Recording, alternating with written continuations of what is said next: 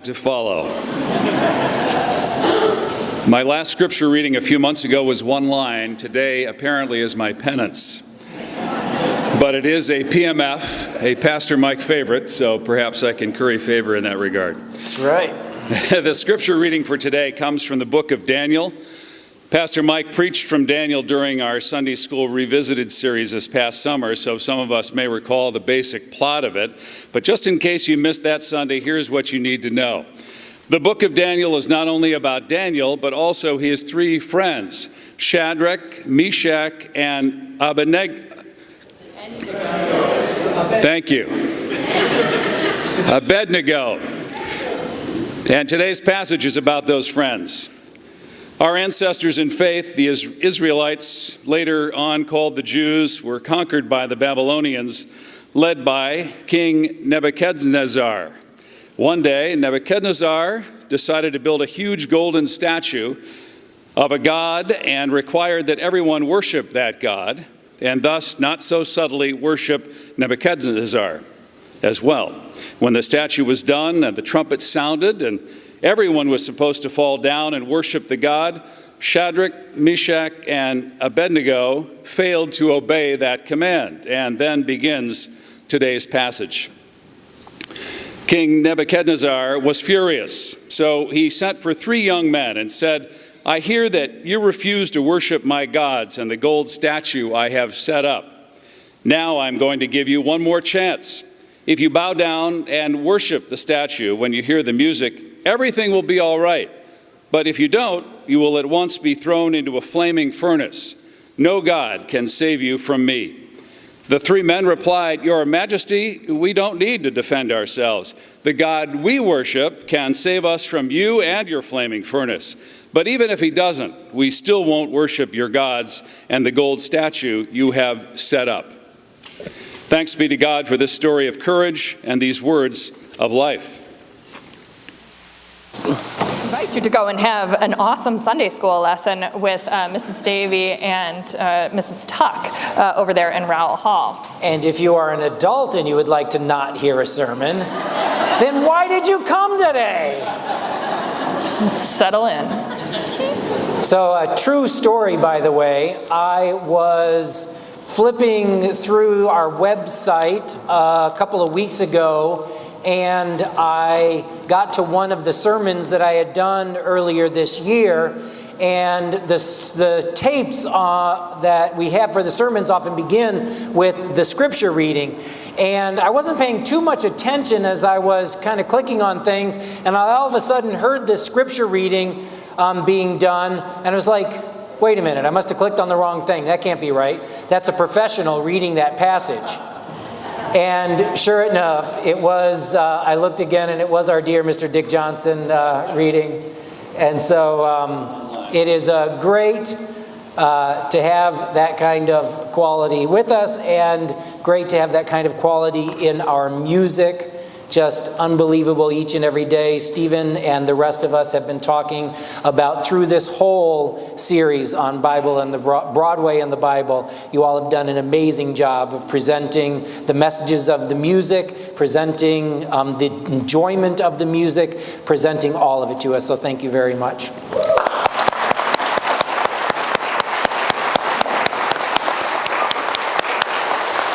And Bromleigh, here we are back at Hamilton again. I know, I'm so excited. It's so great. You know, I think I've sort of figured out why you, Bromleigh, are such a fan of this story. It's because you love good storytelling and complex literary devices. You love this story that is in and of itself complex, and buried there in the rap lyrics that I know it can be a little bit hard to understand. It's the language of the street, that there's just so much going on. Yeah. I mean, people compare this show to a work of Shakespeare, right? There's so many literary layers. It's like the histories, but also the comedies. It's great. It's an immigrant story. It's a love story. It's a political story. It's one about war and friendship. It's got spies, life, death, duels, ambition, sin, forgiveness, and so much more. And then there's this sort of show-shaping narrative of Hamilton's relationship to Aaron Burr. Aaron Burr, sir. Aaron Burr, sir. My wife has taught U.S. history, AP U.S. history, for a number of years, and she always had this thought that Aaron Burr was a very unlikable character. This show, though, when we saw it this past summer, made Aaron Burr, sir, seem much more human, and while not exactly likable, certainly more understandable. I mean, he gets some of the best songs in the show, and that certainly helps. Yes, it does. But I hadn't realized exactly how many things the two men, Aaron Burr and Alexander Hamilton, actually shared. They both show early in their lives how brilliant they are. They go to Princeton. Burr graduates at 16, and while things were a little different, nevertheless, that's still an accomplishment. They both fight in the Revolution. They become lawyers with offices on opposite ends of Wall Street. They enter politics, and apparently they hang out in the same pub in New York. And yet, Aaron Burr, sir, ends up killing Alexander Hamilton. But for the first half of the show, they are colleagues, friendly, if not friends, exactly. It's kind of like if something happened and one of us ended up in a duel with one of the other pastors in town. Or maybe with each other. I hope we're better friends than that. But it is, nevertheless, kind of unthinkable, right? How did you go from working in tandem to a duel? How did that happen? Yeah, how did that happen, Bromleigh? Well, by Act 2, Burr is starting to really wonder why and how it is that Hamilton, his obnoxious, arrogant, loudmouth compatriot, is ascending the ranks of political power, and he is not. Well, Burr's answer seems to lie in this one central overriding flaw. There's always a tragic flaw, right? A tragic flaw in literature. I think that is the definition of a tragic flaw, yes. Yeah. Or what Burr has seen as a virtue, and what Hamilton at least sees as a flaw. In the words of the biblical story, Aaron Burr, sir, is lukewarm. And if you know the biblical book of Revelation, you know that that is a despicable insult. Burr just refuses to take sides. He refuses to put himself out there based on any kind of core convictions. And that, says the book of Revelation, makes you want to spit him out of your mouth like room temperature coffee. And for a guy like Hamilton, there could be no greater sin than this lukewarmness. Now, we kind of get introduced to Burr's tendency to wait for a moment to act in the song, Wait for It. But it really comes to a head that this is a conflict with Alexander's way of being in the world during the Act 1 closing big number that just ingeniously weaves together all these threads. But Hamilton says to Burr, "What are you waiting for?" Oh, he's asked him to help sign on and support the new Constitution, which they're now bringing to the states to ratify, right? So, what are you waiting for? What do you stall for? We won the war. What was it all for? Do you support this Constitution? Of course. Then defend it. And what if you're backing the wrong horse? Burr, we studied and we fought and we killed for the notion of a nation we now get to build. For once in your life, take a stand with pride. I don't understand how you stand to the side. I'll keep all my plans close to my chest. Wait for it, wait for it. I'll wait here and see which way the wind will blow. I'm taking my time, watching the afterbirth of a nation, watching the tension grow. Of course, maybe we, sitting here, can empathize sympathize with Burr. We, too, have a lot to lose. He was, in some ways, early American aristocracy. His grandfather was Jonathan Edwards. His father was the first president of Princeton. There's a reason he got in good with the bursar, right? We're smart, too. We're prudent. We're taking the temperature of the room. Heaven knows that's a key pastoral skill in some situations. And there can certainly be benefits of not jumping into every fight that comes your way, right?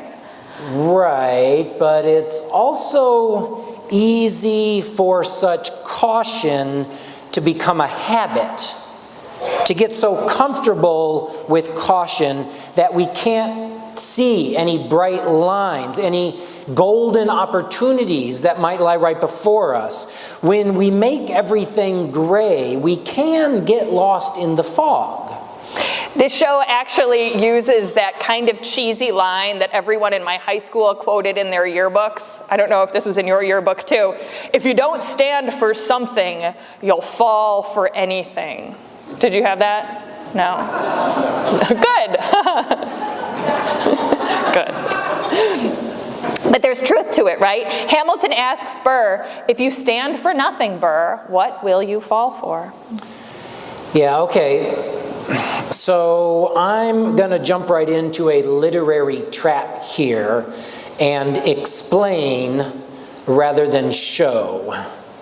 The reason we have done this Broadway and the Bible series is not just to have some fun with great songs, especially as we just did with Helpless, for example, and it's not just a shot at being super culturally relevant. We've done this to show that some of the great human lessons, some of the great storytelling are also biblical lessons. Hamilton showing the value of pursuing a worthwhile vision that we talked about the first week. The second week, the redemptive forgiveness of Les Mis, the potential for growth in The Wiz, the interconnectedness of The Lion King, and today, Hamilton again, and the value of courage. It might sound a little odd, but we hope this series has drawn you a little closer to God and our faith tradition by drawing you into a deeper engagement with our culture, sending you out with more than just a song on your lips, though certainly that, but also a sense of how we might better live as God's people. So one of the ideas is that, yes, while there is a great deal of junk out there in our culture that needs to be received with a great deal of skepticism, there's also a great deal of good stuff out there that we need to engage with. God goes ahead of us into our world, and we follow God and discover where God is at work. And these kinds of shows may just be one of those places. But I really, don't think that we just have to sort of like follow the Bible as an instruction manual, or at least not all of it. Bromleigh often says that the Bible is not like it's not like a unified document. The Bible is a library. It's a collection of different types of writing, different ways of revealing God. And oftentimes the narratives about God seem more like lessons about things not to do. But in today's scripture reading, we hear of the three friends, Shadrach, Meshach, and Abednego, who show us something that we should do. In one of the great scenes in all the Bible, and indeed, when we were picking texts, I was like, okay, we need a story where, and Mike's like, oh, I got it, here it is. This is it. This is the moment. Shadrach, Meshach, and Abednego simply refuse to do what the king commanded of them. And it's not out of some blind obedience to biblical law that thou shalt not commit idolatry. You shouldn't commit adultery either, but that's not the one at stake here. It is because Hamilton needed to listen to that one better. Yeah. It is, and Burr too, actually. Most of it. Jefferson too. Jefferson, God, all of them. Yeah. Terrible. We're learning about the ambivalent legacy of. Yeah. It is because these three friends saw what was really going on, and they knew that they couldn't be lukewarm. They had to take a side. Right, the power of that story, the three friends realize that to bow down to the idol that the king created was to acquiesce to the king's way in the world. And that way of King Nebuchadnezzar. Oh, yeah, I'm sorry. Here you go, Dick. You're doing great. Nebuchadnezzar. Say it with me, everyone. Nebuchadnezzar. There you go. The point wasn't just that to bow down to an idol is wrong. It's that to bow down to an idol was to give way to the king, Nebuchadnezzar. It was a way to give in to a way that's based on the power of armies rather than the power of love. It's a giving in to dominance rather than interconnectedness. It's a way to give in to accumulation to the top rather than generosity. So Shadrach, Meshach, and Abednego don't wait. They take a stand. And in case you think this is only because they're super religious God freaks and they can be willing to give their lives for the sake of God, remember what they say. They say, Your Majesty, we don't need to defend ourselves. The God we worship can save us from you and your flaming furnace. But even if God doesn't, we still won't worship your gods and the gold statues that you've set up. Hear that key phrase? But even if God doesn't. But even if God doesn't save us from this fire and we end up being burnt like a hog on a spit, they still won't do what the king asked them to do. Why? Because their love of fellow human beings requires that they refuse to accept the world that the king wants them to live in. Victorious violence, dominance, accumulation, that's the way of the king. Those are the idols that they refuse to accept. And it's not just because God said so, but because those kinds of idols crush people. They don't want to be a part of that. And so they take a side, these three friends do. Shadrach, Meshach, and Abednego, they take a stand, even if it means that they have to suffer the consequences. Now, I tend to want to refrain from commenting on the historical accuracy of miracle stories like Daniel's friend's deliverance from the fiery furnace. But these moments in which individuals and communities act out of the courage of their convictions, these happen all the time, including in Hamilton. So if you know neither the show nor the history, here's what I mean. There's a key scene based in the presidential election of 1804. The election is a tie in the Electoral College. Thomas Jefferson and Aaron Burr, sir, split the Electoral College, so the election has to be divided in the House. Hamilton is out of official politics by this time, but everybody wants to know who he will endorse. And that's a problem, those of you who know the full story, because Hamilton is pretty upset with Burr at this time, but he cannot abide Jefferson at all. And when he writes about Jefferson, you look back at those historical documents, he's just vitriolic in his criticism of Jefferson. Hamilton and Jefferson did not agree on anything. That's like the basis of the cabinet rap battles, right? The role of the federal government in general, slavery, finances, taxes. They had competing visions of the new country as an agrarian utopia or a cosmopolitan center. But Hamilton ends up backing Jefferson anyway because, he says, Burr believes in nothing. He does only what is politically expedient. So then with opposition from Hamilton, Burr loses and Thomas Jefferson becomes president. But what's interesting to me is that Hamilton and Jefferson disagree on some major things, but Hamilton sees that disagreement as more favorable than Aaron Burr's lack of conviction altogether. Now, I think this is, in some kind of similar ways, a really tricky historical moment for us as Christians now. So, when we look at a few news headlines, Bromleigh and I looked at a few news headlines of the past few weeks, and we came up with a list of things about which we feel like we could take a stand right now. So, Bromleigh, give us the list. Personally, kneeling during the national anthem, the Keystone XL pipeline, voter suppression, Black Lives Matter, Brexit, gridlock in Springfield, gerrymandering, and voter suppression, the death penalty, production practices of the iPhone 8, brain damage caused by playing football, the mainstreaming of racism, government budget priorities, the nuclearization of North Korea, and the president's Twitter war against the mayor of San Juan, Puerto Rico, just to name a few. The gospel has something important to say about all of those things.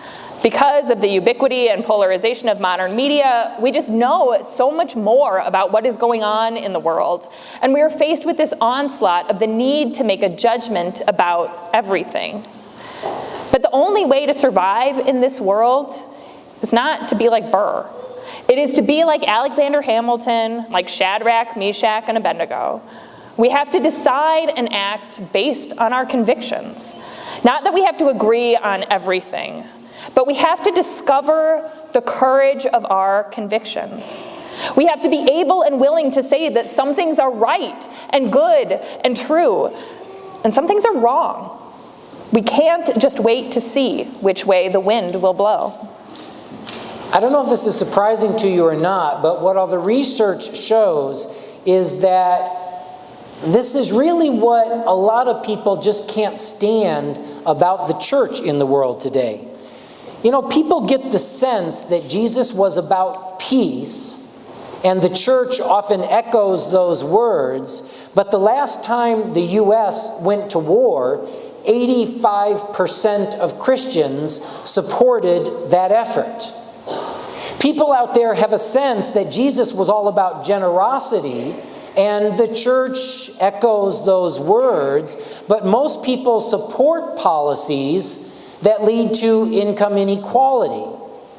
Most people have a sense that Jesus was against racism, but we don't dare support Black Lives Matter or Colin Kaepernick. What people out there see is a whole lot of Christians caring about agreeing with the powerful more than living out the gospel. More about political expediency than the way of Christ. Yeah. What we're saying in this moment isn't just that we need to be decisive, that we need to pick fights just for the sake of picking fights. It isn't about taking a stand just for its own sake. It is about deciding and acting based on the core convictions of our faith. Self-giving love. Peace. Forgiveness. Generosity. Hospitality. Mercy. Justice. And if you think all those core convictions are going to make sure everything goes smoothly, makes you popular, I'm not so sure. They caused a lot of trouble for Jesus, for Shadrach, Meshach, and Abednego, and for plenty of courageous people today. Hamilton asks, who lives, who dies, who tells your story? The first line of that song, which we'll hear in just a moment, by George Washington, holds the key. Let me tell you what I wish I'd known when I was young and dreamed of glory. You have no control. You have no control. You have no control over who lives, who dies, who tells our story. So the important thing is to live to decide to act from the core of our faith, so that no matter who tells your story, your faithful life is there for everyone to see. Thanks Amen. be to God. Amen.